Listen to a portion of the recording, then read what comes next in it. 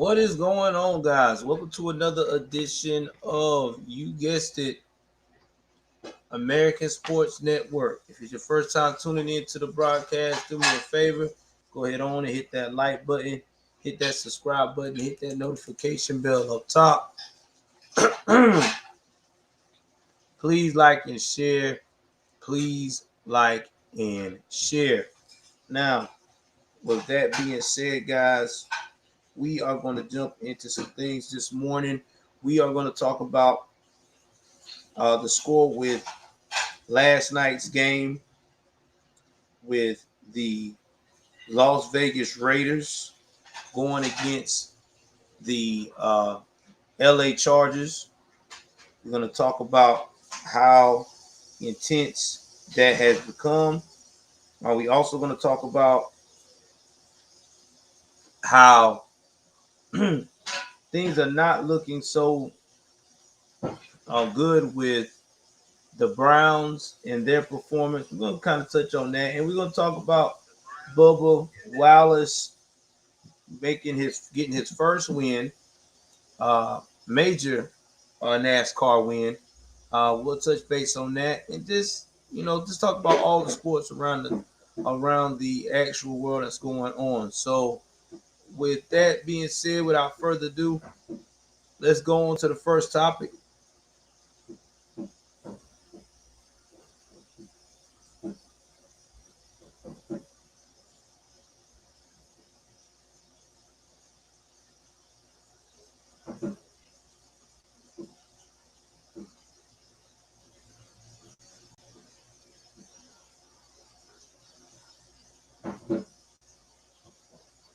Now, as I go along and hit here and talk about this right here, guys, this game was uh, different. Everybody thought that the actual Raiders, I want to say, were going to get into this game, but it did not go as planned.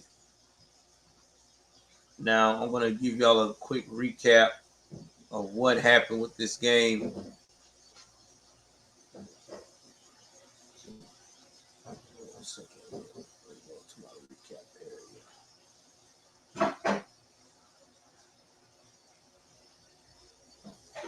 And it's got everybody wondering,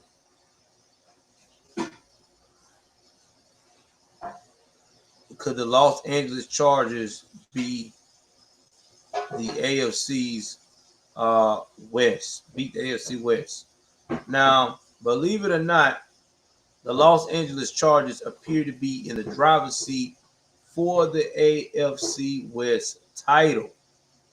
All right, if you're coming in, please hit that like button and hit that subscribe button as we get into this. And if you on my other platforms, also please like and share. Please like and share as well.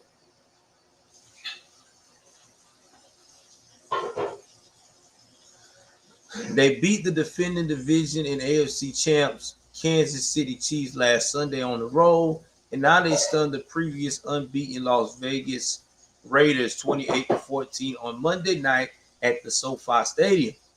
It could happen as the Chargers 3-1 took a 21-0 halftime lead and led and held off the Raiders 3-1 second half charge. Now the Chargers almost learned a lesson the hard way though. Never depend solely on your defense, no matter how well it's playing, and never underestimate the Raiders in the second half. The Raiders scored 14 points in the third quarter and drove into the Chargers territory before missing a 52-yard field goal early in the fourth quarter. But that's when the Chargers showed potential championship mettle. The Chargers quarterback, Justin Herbert, who arguably has worked his way into the MVP conversation, drove his team 58 yards on 10 plays for what would be the game-clinching touchdown and an 11-yard touchdown run by Austin on Eckler with 5 minutes and 20 seconds left. Now, Herbert finished 25 of 38 for 222 yards and 3 first half touchdown passes. Now, the Chargers dominated the first half on defense, allowing the Raiders 51 yards of offense. But you had to know they'll come roaring back. That's what the Raiders do. They were down to Baltimore and Miami 14-0 and came back to win both games. Now you got your quarterback, Derek Carr, that had a chance with a 3-minute and 14-second remaining, which was aided by an unsportsmanlike conduct penalty by Joey Bosa. But then safety Derwin James snagged an interception and sealed another big win for the Chargers. All right. Now, please keep in mind there were other big plays as well. All right. When the Chargers was faced with a 4th and 2 at the 50 with 9 minutes and 24 seconds left in the game, holding on to a 7-point lead, they decided to go for it. And Herbert launched a 13-yard pass to Jared Cook, who jumped over former Charger Denzel Perryman to hold it in. Cook's play eventually led to Eckler's game-sealing touchdown and stopped the Raiders' comeback attempt. Now, here's another stat to keep in mind. The Raiders tried to limit Keenan Allen and Mike Williams, but the Chargers tight ends stepped up in their place. Cook had 6 receptions for 70 yards and a first half touchdown. Donald Parham Jr. had the Chargers' first score of the game, and Steven Anderson had 1 big-time reception for 34 yards that helped set up another half score. So the question is, could they be contenders for the AFC West champs? And I think they could. I mean, if you're playing in that caliber, you know, everybody's on the same page, it definitely could.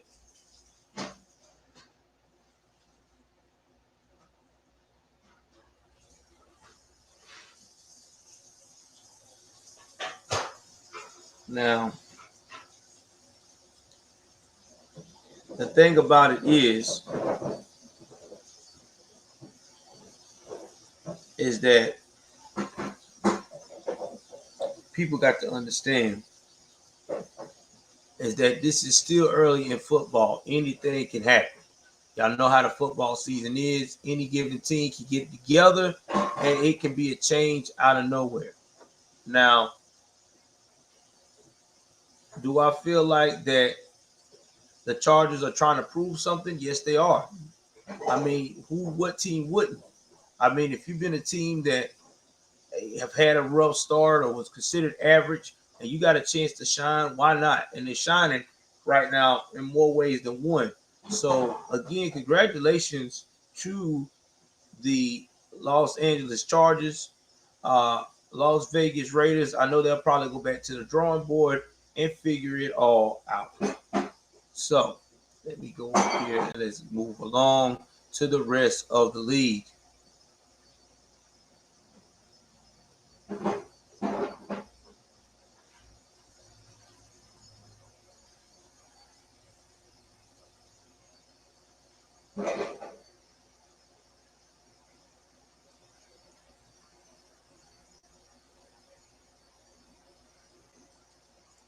Now we are going to talk about the game that happened Saturday. That's Sunday, excuse me. That's right. Tampa Bay versus New England Patriots. Now, when Tom Brady came, he got a warm welcoming. People gave him a hug from New England. He was well received. I mean, and what do you expect? The man was there for a long period of time. He played a lot of games in that stadium. I mean, he's going to be considered the GOAT of all times for New England. He's the one that helped them guide, for 20 years, the championships that they know today. So, anyway, Tom Brady brought 2 decades of touchdown passes, victories, and championships to New England. He returned and reminded his former team what they're missing. Brady rallied the Tampa Bay Buccaneers to a 19-17 victory over the Patriots on a rainy Sunday night with Ryan Succop hitting the winning 48-yard field goal late in the fourth quarter. Brady had 22 of 43 for 269 yards with no touchdowns, but engineered the fourth quarter drive to beat the team. He led the 6 Lombardi trophies.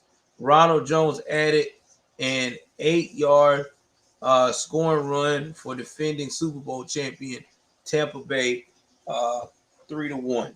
Brady said the Patriots made them earn the win on an emotional night for him. It's not what I would predict what would happen, Brady said. There were a few emotional moments thinking about the people that meant so much in my life. My football journey took me somewhere else.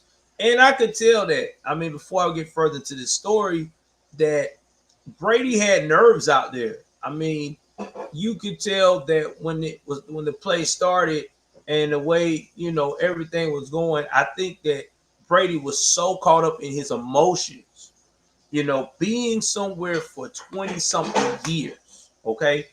And being at that stage where you're actually performing for these particular area again, it's going to flood back memories. You got to remember too, he broke Drew Brees' record as well. So all of this just came back immediately, you know. Hey, what's going on, Angry Conservative? Thank you, one of my other producers. What's up, man?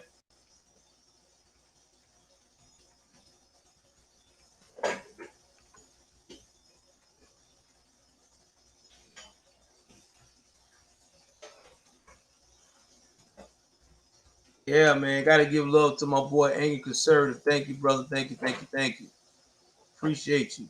Appreciate you coming through. Blessing it.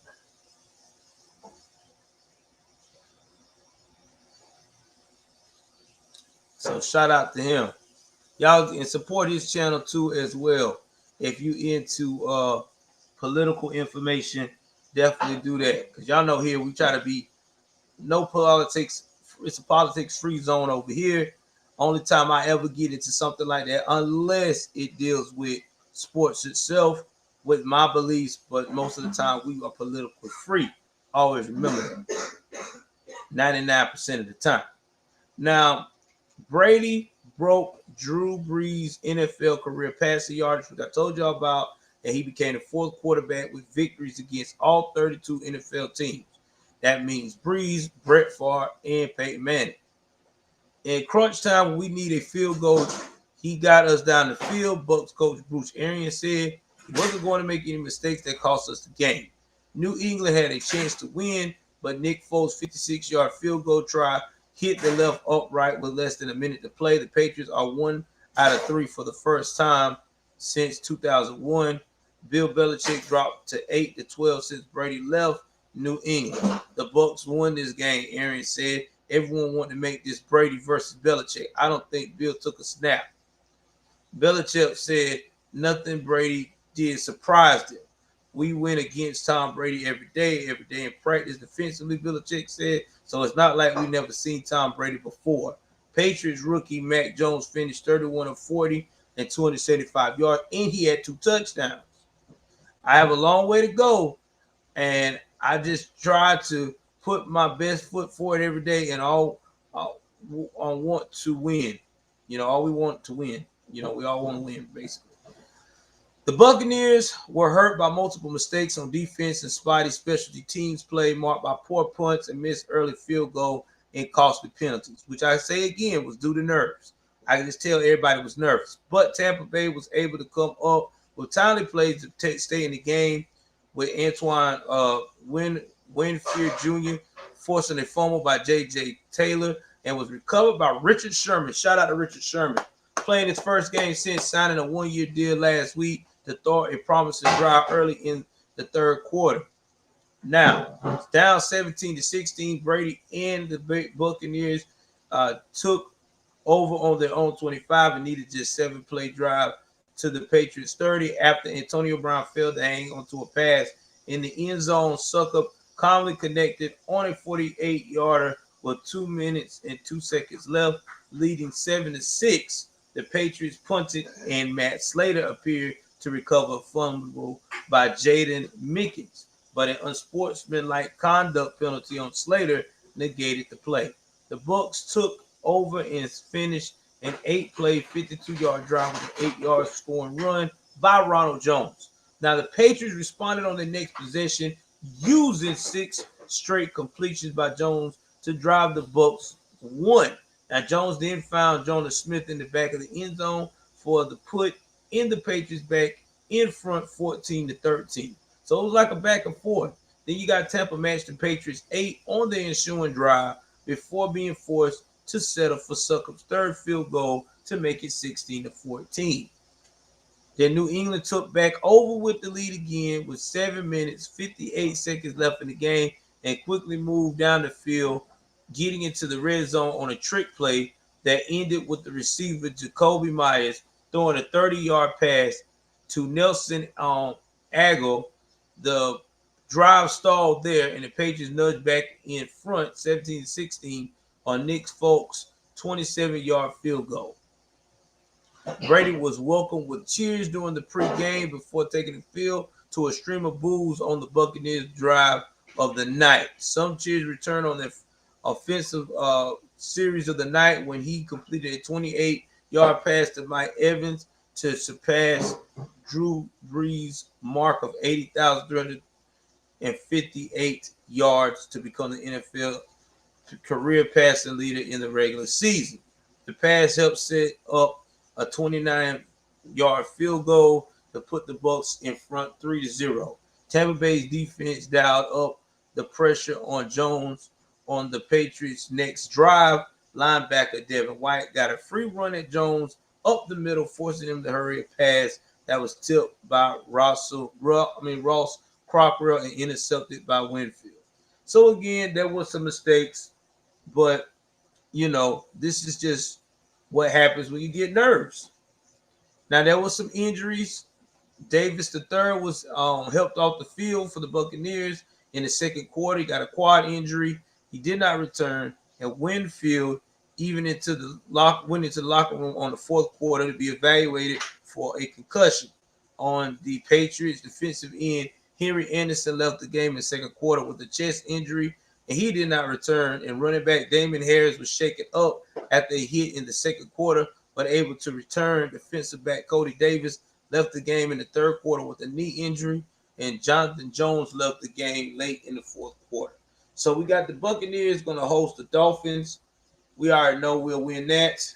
And the Patriots are going against the Texans on Sunday, and I guarantee you that the Patriots should be able to win that game as well.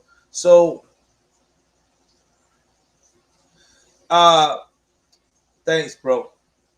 Here's my thing.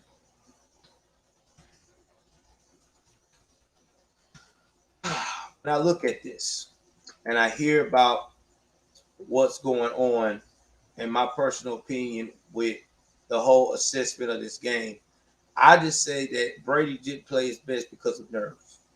I mean, you gotta, like I said before, a lot of memories, a lot of things happened. He broke records there at that place. That place was where he was at for 20 years. Now, I'm glad he got over it and he made the best play of the game. Bill Belichick being 8-2, right, 8-12 since Brady left, we're not surprised. We always said that Brady made that franchise because Brady is a different caliber quarterback. See, people got to understand something. Coaches play a vital role, all right, and get you right into being the best you can be when it comes to developing your game. But once they get you to that point of developing the game, it's all you as a player. It's all you improvising, reading the defenses, knowing your offense, just knowing everything as a quarterback to get to that next level. And in this case, Belichick will probably never find a quarterback that's going to soak up in the knowledge like a sponge like Brady did. Brady soaked up knowledge. He is a one of a kind, and you don't find that anymore. So, again, shout out to Brady, man. I mean, he did his thing. And, nobody should never hate on that. All right, so let's get on back to the predictions of what I think is going to happen. Y'all know I talk my joint. I talk about what's going on the rankings power poll. So let's look at these rankings right quick. What ESPN saying, and I'm going to tell you what I think. So right now, rankings number 1, Buffalo Bills are now went from 3 to 1.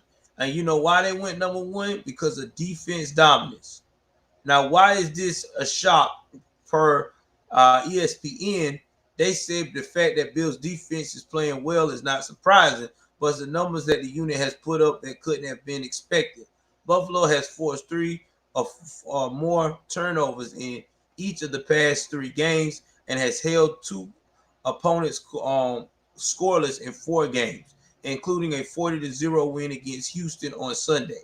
No matter the opposing offenses, the NFL has faced 3 backup quarterbacks. That's a big accomplishment in the NFL. That success has led to a plus 90 scoring margin. The Bills are the 5th team to be plus 80 or better 4 games in the past 20 years. Now, y'all hear what I said? What was their secret weapon? Okay. They faced 3 backup quarterbacks, and not to mention, 2, their defense is dominating. So, yeah, I think the Bills have said they're tired of being the laughing stock of the NFL. Y'all remember, Buffalo Bills were not that team back then, and now they're all that team. Arizona Cardinals, even though they're undefeated, they're ranked 2nd. And everybody is shocked that the Cardinals are doing real well, because everything is clicking so early in the season.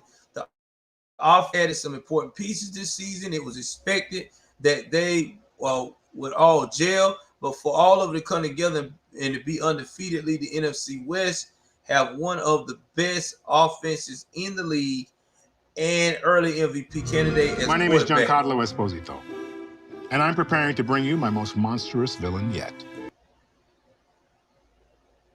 You know, so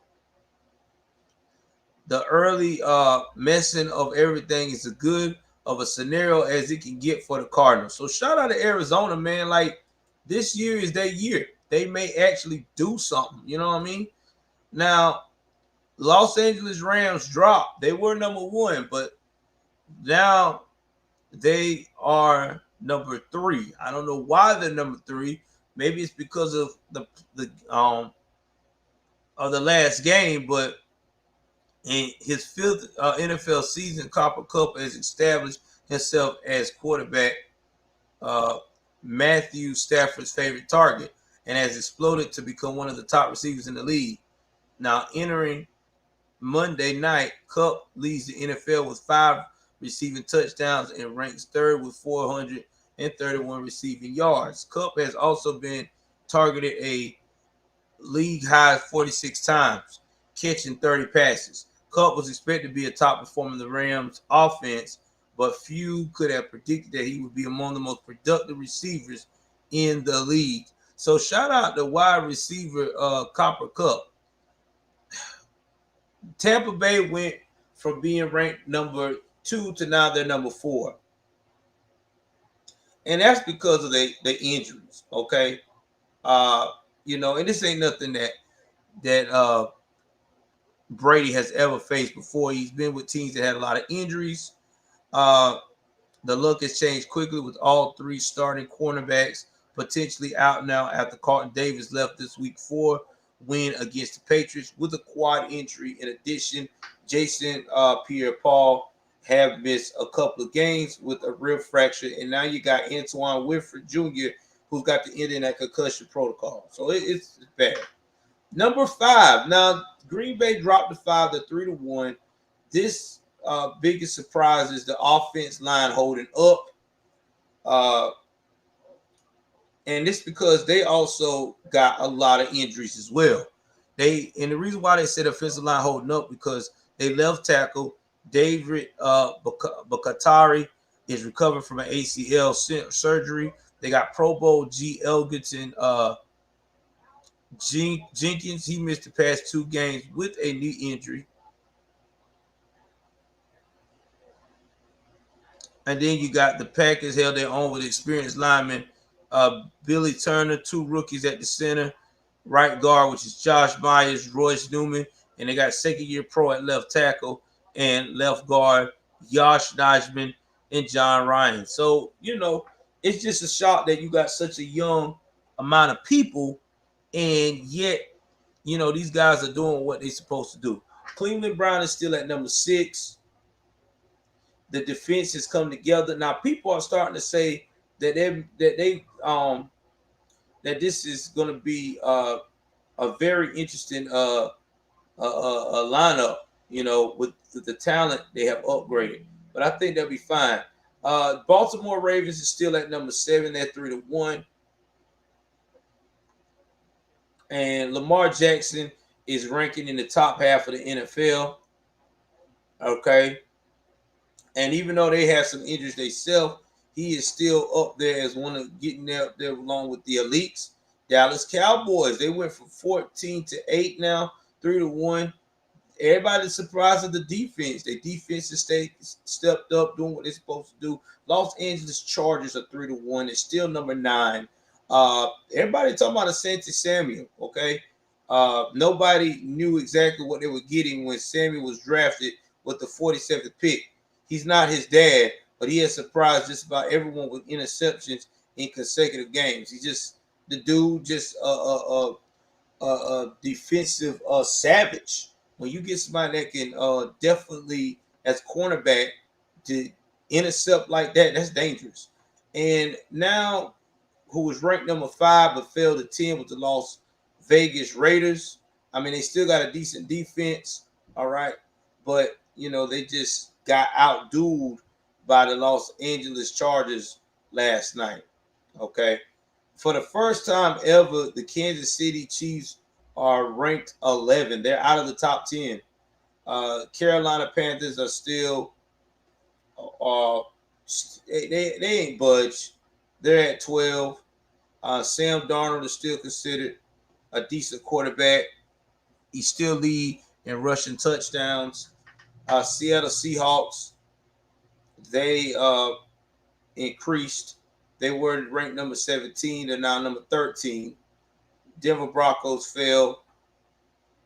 Now they're number 14. Let's talk about who's at the bottom of the list. Let's see here. Even Cincinnati went up 2 spots. They were 18, but now they're 16, but they're still considered 3-1. And let's see who is in the bottom of the list.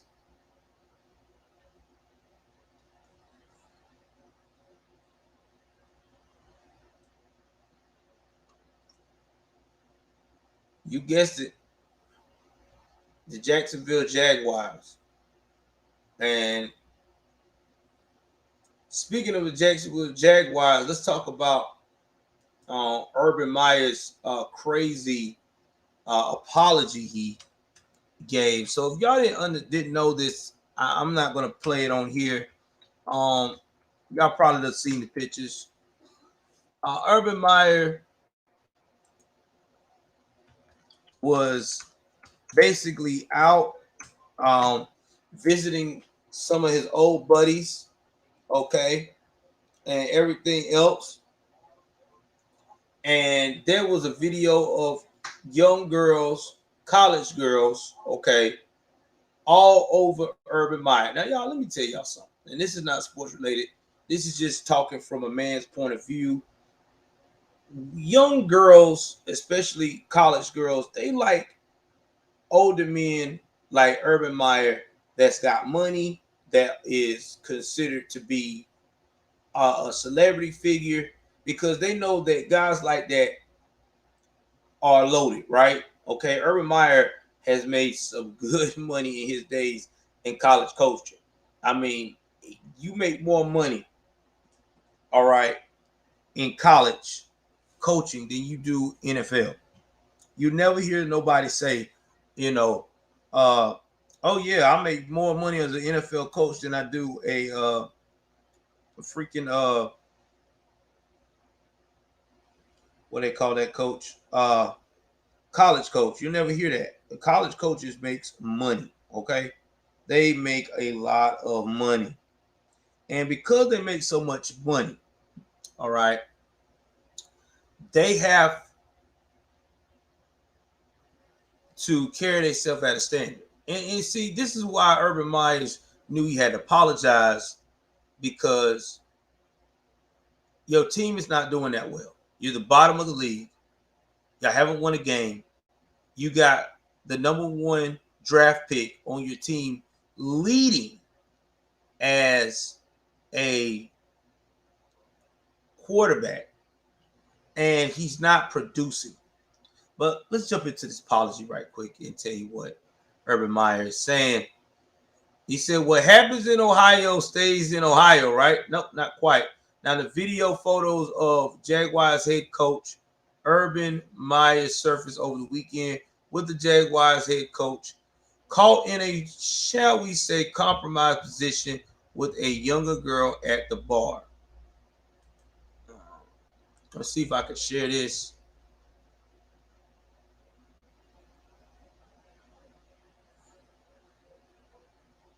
And I am about to share this right quick and show y'all what was the big deal. Here we go. I know I gotta come with the drama. Find the video, but I found it. So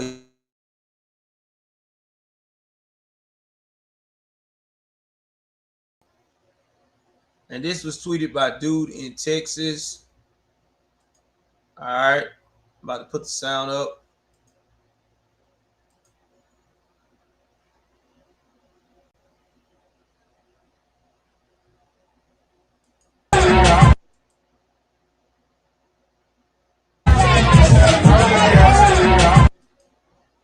All right. So as you can see here, Urban Meyer, he looked like he was uncomfortable. All right. When I say he was uncomfortable, you kind of tell that he was trying to shoulder this, like trying to push this young girl away, because he had his hands like that, and you can see the motion. Like a lot of people try to say, oh, he was in the group. Nah, he was trying not to get with this girl, because I know he knew that all eyes was on him. But the problem is with Urban Meyer is that on this situation is he should have went, met up with everybody, and bounced. Like, but you know, when you are an older man, you got all these good-looking college girls all over you, because these are some nice-looking young girls, and they all adults. You know that do stroke a man's ego. I mean, I'm not gonna stop here and say that it doesn't. Now, I'm not making excuses for Urban Meyer, but I'm just saying that this is one of those situations where you damn if you do, damn if you don't. Now, what Meyer should have done, like I said before, he should have told that young lady, I'm good, and he should have hurried up and bounced out, because you know how the young people is these days. These young girls don't care. They don't care if you do got a wife at home. They gonna do what they gonna do. So either way it goes, it was really something that was awkward and best reserved for a high school homecoming dance. It's not something you really see from an 0-4 NFL head coach. On Monday, Myers, which was yesterday, revealed he was the man in the video and said he apologized to the team, including the owner Shad Khan, the players, and others for being a distraction. His explanation, though, was a bit weird. Here's all of his statement, and I'm finna play this to its entirety. So give me one moment. I hope I got the sound. Let me go ahead on here and do this. I gotta share it again because I think I didn't select the sound. And y'all hear the apology.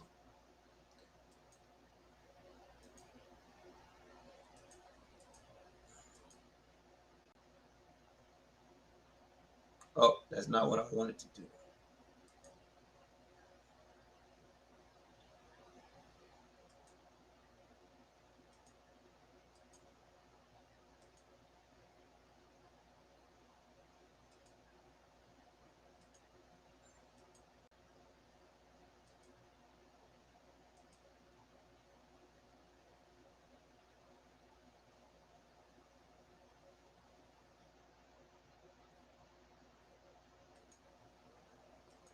Now give me 1 second. Having some difficulties here.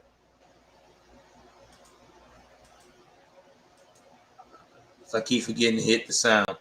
All right, now we good.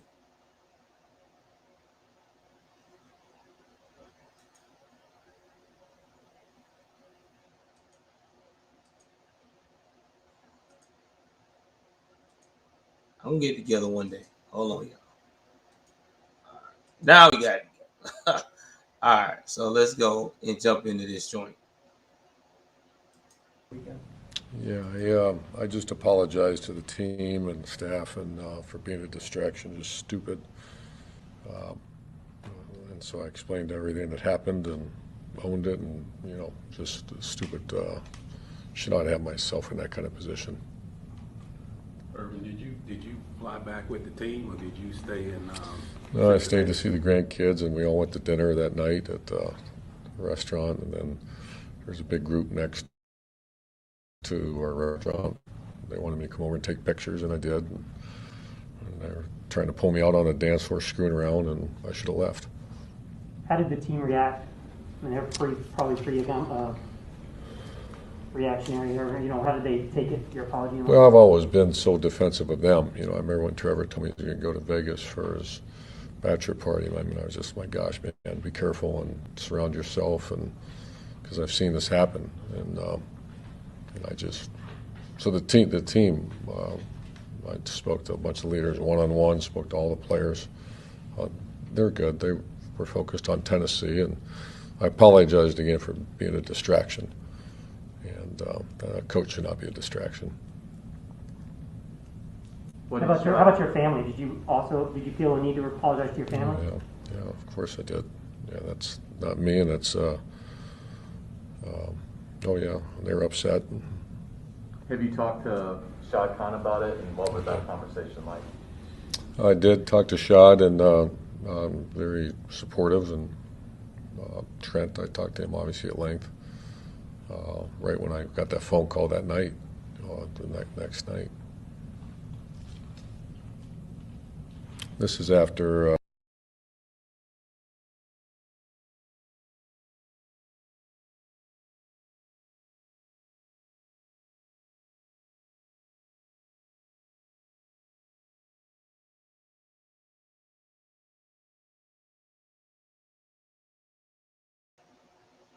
So you saw that, you heard that, okay? So Urban Myers is basically apologizing for his actions, okay?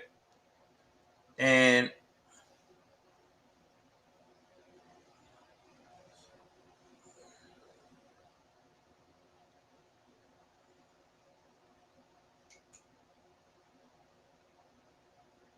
then there was another video that came about that got him in some more trouble.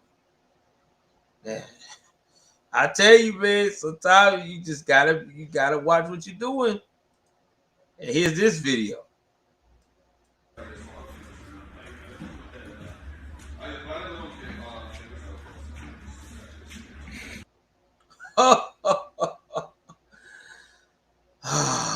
Man, I don't know.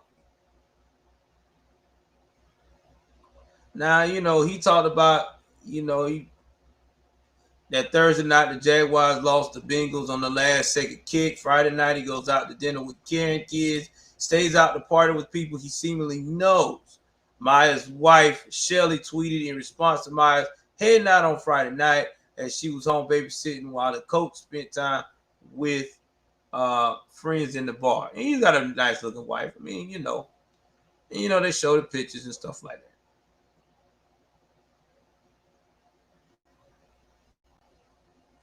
So I just think that sometimes, listen, I don't judge people's personal life, okay? Whatever Myers got going on in his personal life, that's not our business. That's between him and his wife. I just think that the whole situation was Myers should have focused on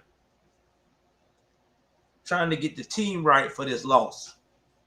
Okay? That's what everybody's saying. People just saying, you 0-4 and you living it up like not a care in the world.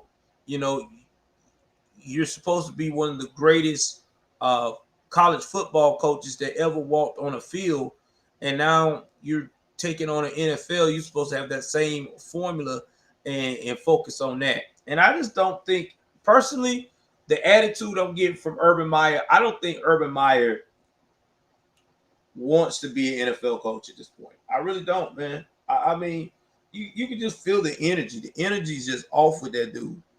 Because when you a coach, man, like your energy, when you losing like that and it's your first year, your energy is supposed to be into, man, I can't let this happen. I got to be a winner. Fuck this. So I just don't think he want to be a coach, bro. I would not be surprised if Urban Meyer leaves Jacksonville.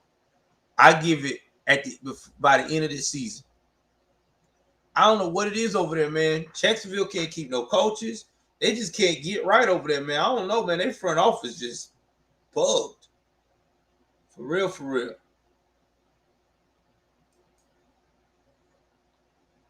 So, anyway, we're going to go up here and move right along.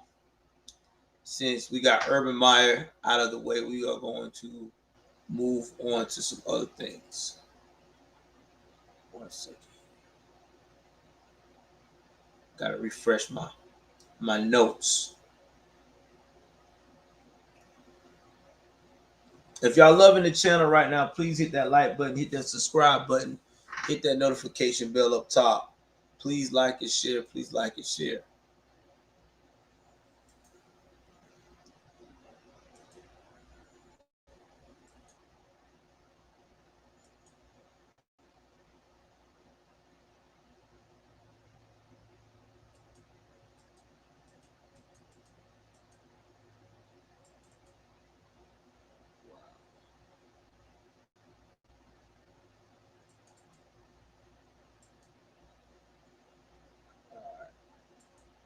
About to go in again.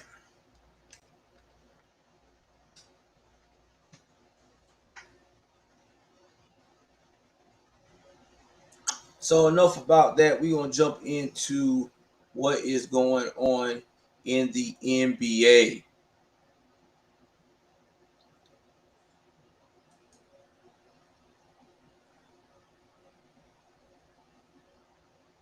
So we're going to talk about some of the preseason scores. And we also going to talk a little bit about what's going on with the drama with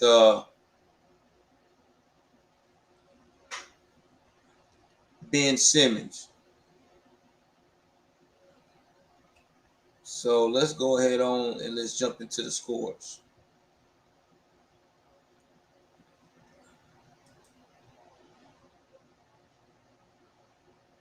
So last night's scoreboard, we had the preseason that started. Everybody excited. I think preseason started last weekend for the NBA. But we're just going to jump into it. The 76ers did not win against the Raptors. They were beat 107-123. Top performers was Andre Drummond. He had 19 points, 14 rebounds, 3 assists. And Justin Champagne had, for the Toronto, had 17 points, 10 rebounds, 3 assists. Then we had the Magics against the Celtics. Very close game. Celtics won 98-97. Top performers was Orlando Bamba had 13 points, 10 rebounds. Mo Bamba had 13 points, 10 rebounds, 1 assist. Jaylen Brown for Boston had 25 points, 4 rebounds, and 3 assists. He was balling out there, boy. Now, the Hawks versus the Heat. Miami Heat, once again, just devoured the Hawks 125-99. Atlanta's power forward, John Collins, had 14 points, 9 rebounds, 1 assist. Tyler Hero, the Miami point guard, had 26 points, 4 rebounds, and 4 assists. Pretty good balling right there. Then we had the Pelicans against the Timberwolves. Timberwolves won 117-114. Top performers, New Orleans, Nickeil Alexander. He's a shooting guard, 22 points, 2 rebounds, 3 assists. Then you had D'Angelo Russell. Y'all know he know how to ball for the Minnesota Timberwolves, 19 points, 3 rebounds, and 5 assists. The Hornets beat the Thunder. That's right. Charlotte's shooting guard James Balknight had 20 points, 4 rebounds, 2 assists. Josh Gidley had 18 points, 7 rebounds, 3 assists. The Jazz versus the Spurs. The Spurs won 111, baby. That's right. Utah Jazz had Elijah Hughes, 9 points, 8 rebounds, 4 assists. Wow. Okay. Damn, that ain't good. And then DeJounte Murray, had 17 points, 3 rebounds, and 3 assists. The Warriors against the Trailblazers. Warriors won 121. The shooting guard was Jordan Poole, 30 points. That boy, Jordan Poole from Golden State, 5 rebounds, 5 assists. Congratulations, brother. Damian Lillard had 19 points, 4 rebounds, 2 assists. The Suns versus the Kings. The Kings won 117. Phoenix power forward Jalen Smith at 13 points, 11 rebounds, 1 steal. Harrison Barnes had 18 points, 4 rebounds, 3 assists. And finally, the Nuggets was at the Clippers. That was a very close game. LA Clippers won by 1 point. Michael Porter Jr. on Denver. The small forward had 23 points, 7 rebounds, 1 assist. And Terrence Mann had 14 points and 8 rebounds and 5 assists. So, y'all definitely sign up for basketball fantasy. I'm definitely going to sign up this month here. Let's see what we got tonight. So, the night's gameplay, Pacers going against the Knicks. Right now, everybody is saying New York got that against the Knicks. Cavaliers going against the Bulls. Everybody pulling for Chicago. Wizards against the Rockets. Anybody can win that game. In the Bucks against the Grizzlies. Everybody is saying Memphis got the Bucks. I don't know, man. I do not know. I'm not going. I don't see it. I got to go with the Bucks on this, bro. So that is what's going on. Now let's jump into the drama with this free agency / talking about Ben Simmons. Now y'all know Ben Simmons has basically isolated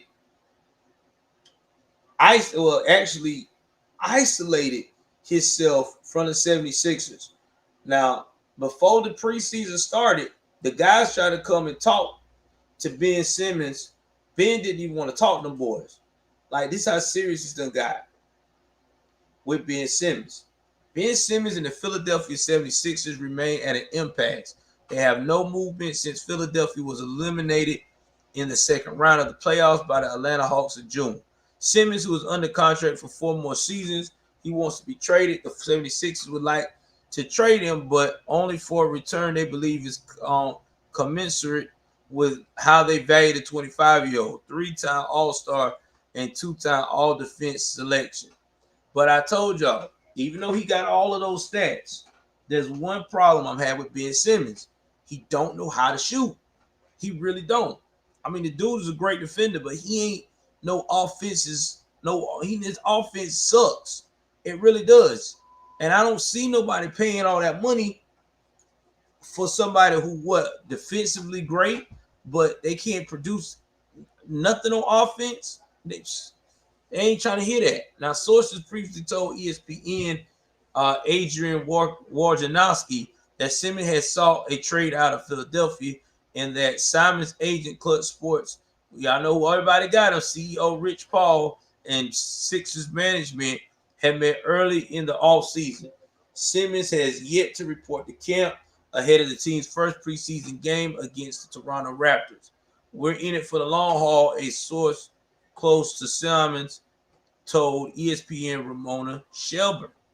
All of that adds up to Philadelphia, a city that has grown accustomed to drama surrounding the basketball team, being home to the league's stickiest situation ahead of 2021 and 22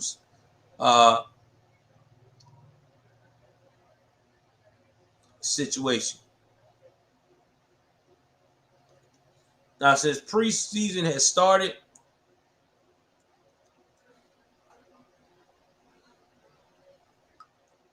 Philadelphia has placed 25% of Simon's salary that he was owed Friday, roughly $8.25 million, into an escrow account. Monday marks the first day he will begin to see a permanent financial hit for his decision to stay away from his team.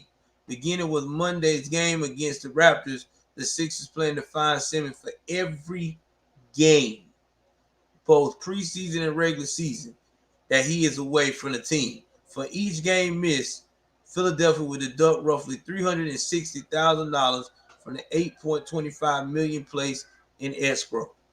They can do it too. 50-something games, and you supposed to be there, they can do it. I hope he got some money stacked back. The fine falls under the agreement spelled out between the NBA and the National Basketball Players Association in health and safety protocols, where a player who's unable to play due to reasonable cause will have his compensation for his season reduced by 191.6, about 1.9% of the player's base compensation for each game he misses. In the event Simmons skipped all four of 76's preseason game, Simmons will lose roughly $1.6 million in fines. If he's traded, for example, on November 19th, a month into the regular season, he will lose roughly $7.2 million in salary. This is not money Simons can get back, and even Philadelphia eventually accedes to his wish to be traded. The team that chooses to trade for him cannot agree to pay Simons that money he is owed in fines from Philadelphia. Instead, Simon would only be able to get some or all of the fine money back by coming to a settlement with the 76ers, who would have no incentive to do so. So he's losing money, guys. And I knew this was going to happen. They do this all the time. See, this is where these players mess up. All right? And this all happened in Game 7. When he lost to Game 7, it's just been a disaster. He ain't spoke to the team since. Yeah.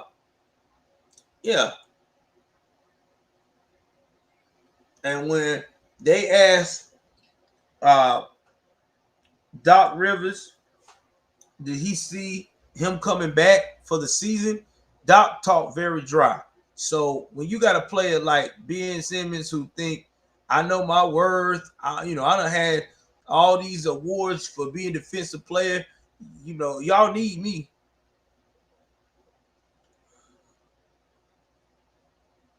Well, they may need you, but they can find someone else. And then there's another problem why he ain't been traded. Damian Lillard ain't been available, or Bradley Beal. That's who they would have to trade for.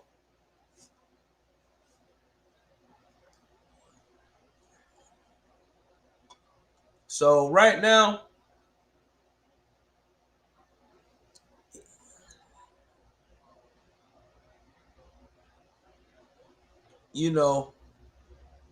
this is what we're talking about.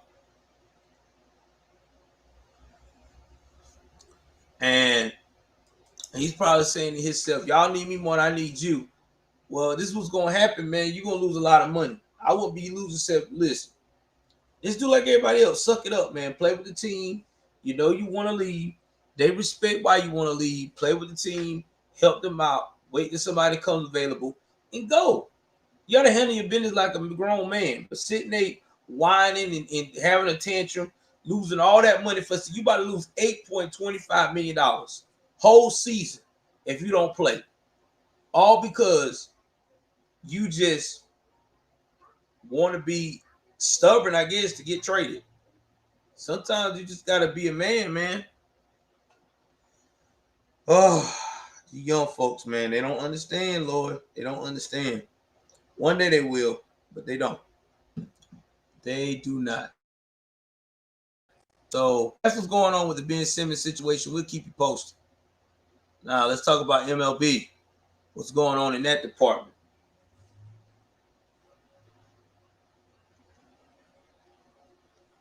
So we got wild card games going on and everything else. So we're about to talk about some of that, what people are predicting. So the 2021 MLB playoffs begin actually tonight. There's 10 teams hoping to raise the year's World Series trophy. So let's talk about how many votes. Of 30 experts of ESPN. Now they saying the New York Yankees would get it. Then you got the Boston Red Sox got voted. And this is all in the American League wild card. Then the National League wild card game. Yeah, so they said New York was going to beat Boston Red Sox. You had 28 people saying that Los Angeles Dodgers would win and the St. Louis Cardinals was going to lose. American League Division Series. They said that 31 people think the Rays will win between New York or Yankee Boston Red Sox. Houston Astros versus Chicago White Sox. People have said that the Astros will win 24-12. Now, National League Division Series. The Milwaukee Brewers versus Atlanta Braves. People said the Brewers.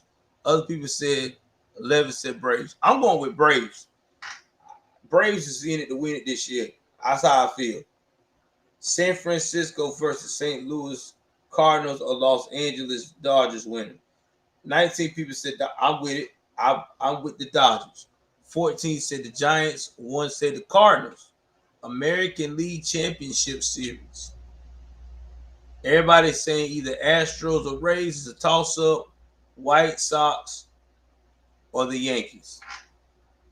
In the National League Championship Series, people trying to say it'll be the Dodgers, then the Giants, Brewers, and the Braves. Man, I'm going with the Braves. World Series.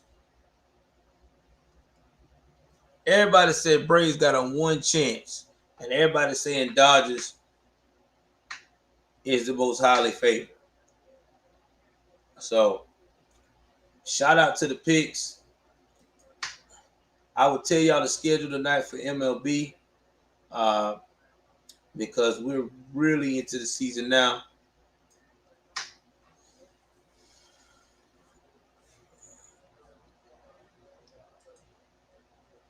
So the matchup tonight, 8 o'clock, New York at Boston. Then wins. That's gonna be a good game. So everybody is looking at New York to win. So that first series. So we're gonna keep an eye out, man. I'll tell you what's going on with it. All right, y'all. Let's get on to NASCAR. Yeah, I talk about NASCAR too on this channel. So, congratulations to Bubba Wallace victory parade, man. I mean, victory. He became the second black driver to win the Cup race. Now, guys, let me tell y'all something. I know Bubba Wallace had that whole incident with the news thing, and I've said my piece on that on my other political views channel. But it still makes me feel good to see a black man thrive in a sport that has always been considered predominantly white and that no black man would be interested in. Now, to me, I think that is a great thing. That lets me know that America is diverse. It lets me know that America is a place where you can be where you want to be, long as you decide to do that. So the hard part wasn't dodging his way around a crash and then driving to the front of the field to Talladega Speedway. That was just instinct for Bubba Wallace. The challenge was 45 minutes after Wallace took the lead when the sky opened and he anxiously sat in the rain, hoping, wishing, praying that NASCAR will call off Monday's rescheduled race and declare him the winner.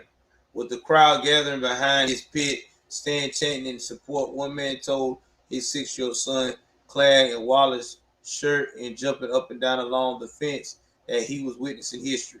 NASCAR pulled the plug, and Wallace became just the second black driver to win a race at the Cup Series level. Got some credibility to my name now, said Wallace, a first-time Cup winner in his 143 starts. I'm just like, finally, I'm a winner, and I'm a winner in the Cup level. And it's just like, hell yeah. I was a huge weight lifted off my shoulders. This was so much more than just a first win. Wallace is the first black driver to win at a top level of the Elite Stock Car Series since Wendell Scott in 1963, a race in which wasn't declared the victor until long after Buck Baker had already been awarded the trophy. NASCAR at last presented Scott's family with his trophy from that race 2 months ago.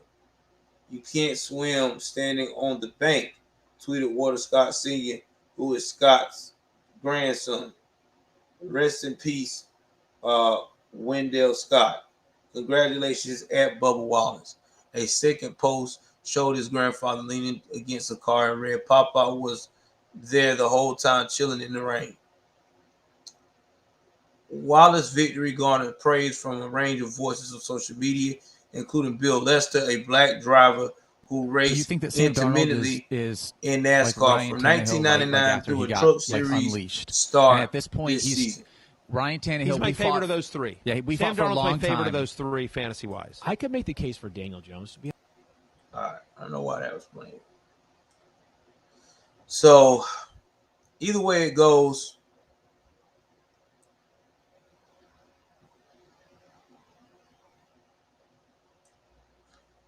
you know, he got all these congratulations. Finally, it's official. You've done it. Lester posted. So proud of you and what you've accomplished. Your win means that NASCAR need a Ford on so many fronts. Glad I was a witness. And I feel good, man. You know, even though he had a little drama or whatever have you, I mean, he did it. I mean, it took him 143 starts. He won his first one. You know, Ricky Steinhaus had 158. Brad Keselowski only had 5, and Brian Vickers won 107. So either way it goes, you know, he's in the same league as everybody else. It takes a couple of starts to start winning.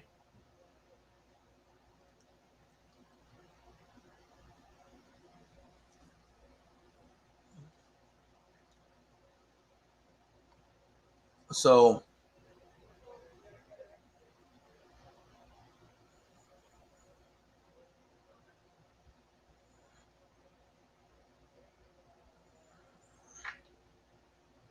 let's see if he can do it again, man. I hope he does.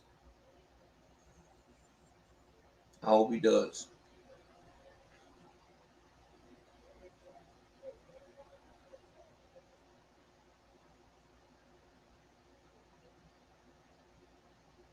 So I'm glad. I'm happy for Bubba, man. I'm happy for him.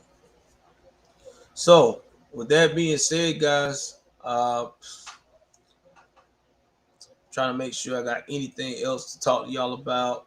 Let me see anything else in the world today. Trying to make sure I got everything covered.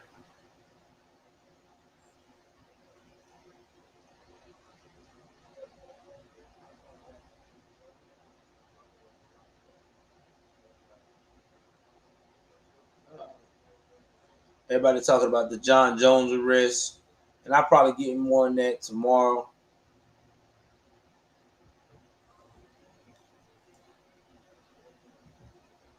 And tell y'all what it is. But yeah, man, that's all I got for you guys. Please like, share, and subscribe to the channel. Also, too, get in my email. Tell me what you want me to write about. Tell me what you would like for me to focus on, and I'll do just that. Because I'm all about trying to be more open and hear everybody's ideas or whatever latest on sports news that you can think of. But this is All American Sports Network. Thank y'all for joining me today. Shout out to my producer, Angry Conservative. Please like, share.